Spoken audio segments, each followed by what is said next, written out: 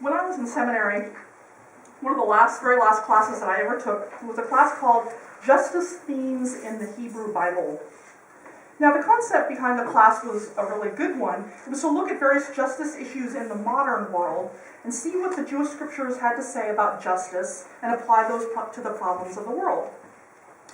So each student took a justice topic and we presented it to the class. We looked at everything from human trafficking to global warming to our punitive system to poverty and racism. You named it, we tackled it. We tackled and presented the huge problems of the world. But unfortunately, they are not problems for which a pithy quote or a pat response is there for. So instead of being inspired each week to go out and conquer these evils, each week we left the class feeling overwhelmed by the enormity of each problem. I remember after a while I just felt defeated. I was pessimistic, frustrated, helpless. By the end of the quarter we were all just pessimistic. And we started to sort of be contemptuous of any changes of the situation, both in our own and in the world's. We'd start asking things like, what difference does it make? Humanity's never going to change. These systems are too complex. There's nothing that we can do that'll ever make a difference. It felt like our dreams of ministry had been sort of crushed. I remember feeling just drained and bitter, and quite frankly, I was kind of getting self-righteous in sort of my contempt for change. And I, who's normally a very optimistic person, I had become incredibly cynical. All of us in the class had become that way. Cynicism has been called the sin of the 21st century. I think of cynicism as sort of an intellectual person's despair, or rather it's a way of not letting people know that you are actually in despair by making yourself sound sort of smart. Because unlike despair, there's sort of power to cynicism, a kind of seduction to it. By becoming a cynic, we don't have to do anything. We don't have to face what seems like the overwhelming complexity of challenges before us. We can just sort of, make fun of them, walk away, shrug our shoulders, point out to everyone else how silly they are to be working on something so hard. What, you think you're actually going to make a difference? Apathy, then, is a byproduct of cynicism. That and that kind of self-righteous anger that separates people into sort of us versus them. It's all their fault over there. Cynicism reminds me of sort of a bitter place to hang out, a lot like coffee. You can get addicted to it really easily. Now, Richard Strivers, he's a sociologist. He states that cynicism makes things worse than they are, and that it makes permanent the current condition, leaving us with no hope of transcending it. Let me say that again. Cynicism makes things worse than they are, and that it makes permanent the current condition, leaving us with no hope of transcending it. So in this class, cynicism felt like this attack on my mind, body, and soul. I realized that I got stuck in this picture that we had painted of a depraved world. It was easier for me to give up responsibility and blame others than it was to face what needed to be changed and to go about changing it. I let the overwhelming nature of it seduce me into a cynical worldview. But eventually, I transcended my cynicism. And I did it when I realized that my own faith tradition of Unitarian Universalism had always tackled large justice issues. It was from, for example, slavery, the suffrage movement in the 19th century, to racism and marriage rights in the 20th and 21st centuries. So I was thinking, so what was it that kept us from being seduced by cynicism? Of not being overwhelmed, of not giving up. And that's when I started to look closer at our history. I had this kind of epiphany. I thought, you know what? I know what our saving message is. Because it saved me. It saved me from sinking into that cynical worldview. So what is this saving message? Well, we got to go look at our history first. So let me take you back to 1517, a little while ago. This is the year of the Reformation in Europe. So by this time, after about 1,500 years of religious and political history, the religious and political leaders had forgotten that they were there for the people, and life had become very difficult for most. The rich were getting richer, the poor were getting poorer, and the powerful were getting more and more corrupt. Does any of that sound familiar to you?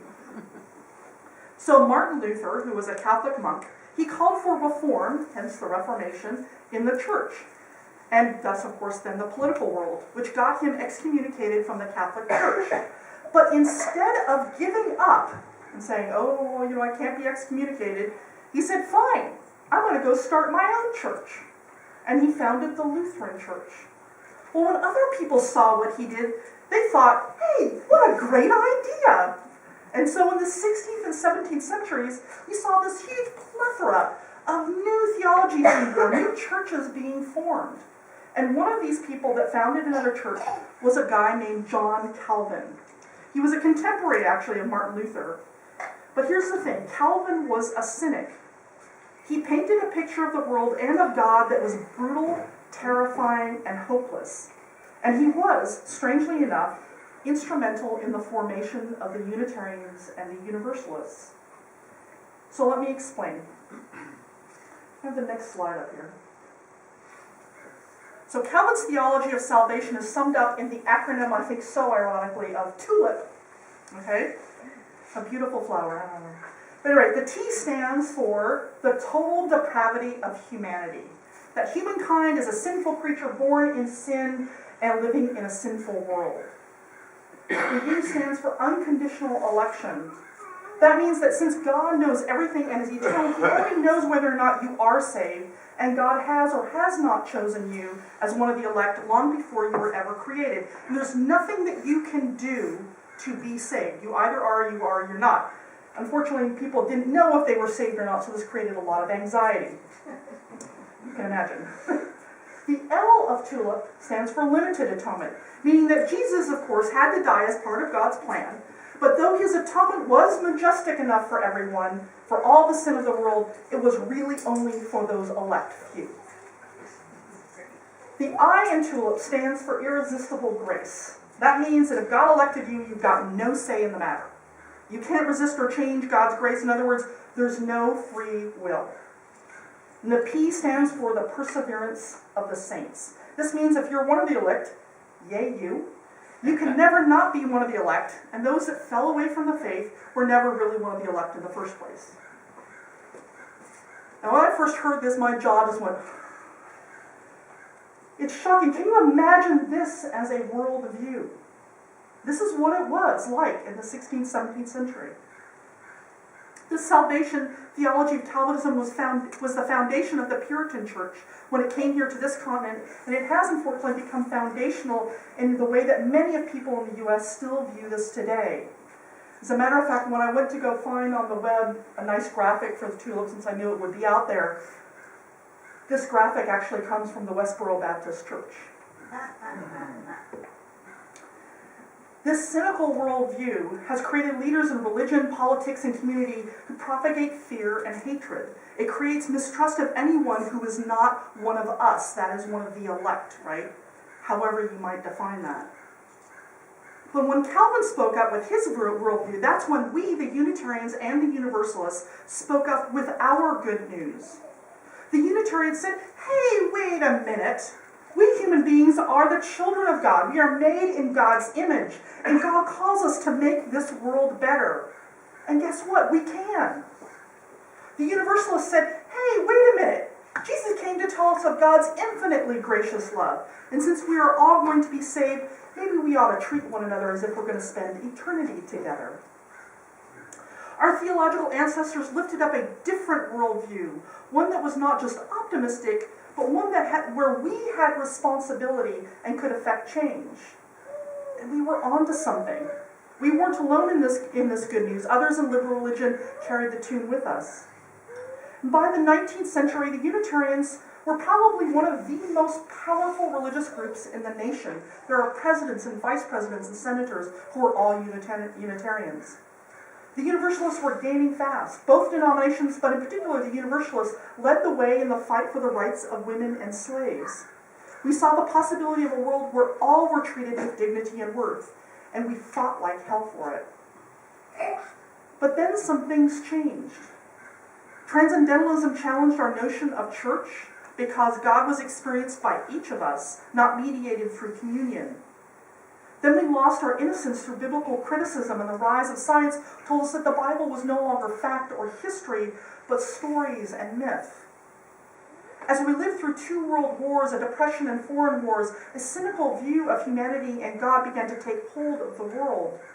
I think it would be hard not to be cynical when you're faced with the horrors of war and when poverty and racism seem to prevail in the world. My own experience with being overwhelmed by that taught me about it. With cynicism taking hold, I think we sort of floundered, not knowing what our good news was anymore, and the membership of all liberal religions declined. In the 20th century, a lonely voice in the cynical world was humanism, which saw us through sort of these lean times and sort of waving the flag, wait, humanity, we're better than this. But it also seemed to reject, which many held dear, the image of a loving and gracious God. Many of us did not yet know how to hold those 2 worldviews together. But in 1961, we had to figure out when our 2 denominations merged. And so we did get to work. In the 1980s, we articulated our 7 principles and our sources, which you find on the back of your announcements. This is when we recognized that wisdom comes from many forms, and we embraced a pluralistic worldview. Now, currently, we're holding our own as a denomination, but not really growing, not really declining. This kind of baffles me, because we're totally awesome. We're amazing. I think it's in part because we're still struggling to find that saving message. And I think it's because we don't think if we have a common theology that we can't have a saving message. But I believe our saving message is beyond theology, or rather it can, if you wish it to include a concept of God. And we've had it all along, we just sort of forgot what it was. So my epiphany came to me. At the end of this class, I was watching Lord of the Rings, trying to make myself feel better. Recovering from that class where I felt so cynical, I realized that our saving message is like the light of Arendelle. If you're geeks, you know what I'm talking about. Now, the light of Arendelle is the gift of a vial that the elf Galadriel gives to Frodo as he goes off to face the evils of Mordor. And she says to him, I give you the light of Arendelle, our most beloved star. May it be a light for you in dark places when all other lights go out. Our gift, our saving message to the world, the light Unitarian Universalism offers is hope. And hope is a long-range vision. It's one that ultimately believes in the goodness of the universe and of humanity. Just as our theological ancestors countered the depraved world view of Calvinism, Unitarian Universalism continues to counter the darkness of cynicism that tries to snuff out all that sense of goodness that makes us feel helpless, apathetic, and self-righteous. Now, I do believe that this light of hope is actually common to all liberal religions. It was the original message of Christianity, after all, who saw Jesus as the light of the world. But the light of Arendelle is a little different. It's kind of unique. The light of Arendelle comes from a star, not just one person. Its light shines over all, and it's not exclusive to anyone. Our faith sees truth from the point of view of a star, from many sources. From this vantage point, we see the interdependence. We don't just think that we are one, we kind of know it. This good news isn't about being positive all the time or optimistic even. We see the challenges, what people call the sin of humanity. We're not blind. Our gift to the world, our good news, is that the belief that we are not stuck in the present, but instead can envision a dynamic future that is affected by how we behave and act in the here and now. As Thich Nhat Hanh encourages us, see the good news that is all around you. Sadarumma is not defeated by giving into fear, but by living into hope. Our vision is articulated by that master of hope, Martin Luther King Jr., when he quoted, actually, a Unitarian Theodore Parker, and he said that the arc of the moral universe is long, but it bends toward justice. And here in Orange County, the rich are getting richer and the poor are getting poorer. Laws are being made that would tear immigrant families apart, and a loving couple cannot walk hand in hand without fear of harassment or worse, simply because they have the same gender. There is indeed a deep need for the light of hope. And it's no coincidence that part of the symbol of our faith is a flame, a beacon of light. And here is where we kindle that light inside each one of us, reminding us of our theological birthright. It's right here in this place every Sunday. But our flame is not just a single flame, but one made up of many flames that are coming together. Nelson Mandela, Martin Luther King Jr., Gandhi, Thich Nhat Hanh, all of these great masters of hope would not have saved the world without everyone believing in and working to make their messages manifest in the world. And so too, we aren't alone. Around the world, people come together to light the chalice. Our flame is just one of many people that fight to bring light of hope into the world. From our churches, we carry the flame out into the world. We do that when we speak up in our places of work, when we teach our children about the power of love. We do it when we make meals for our AIDS team ministry, when we care for one another, when we show up every Sunday to rekindle the flame in ourselves. It's too easy to give into the demands of cynicism, to become sort of apathetic, to shut down, to become misers of love.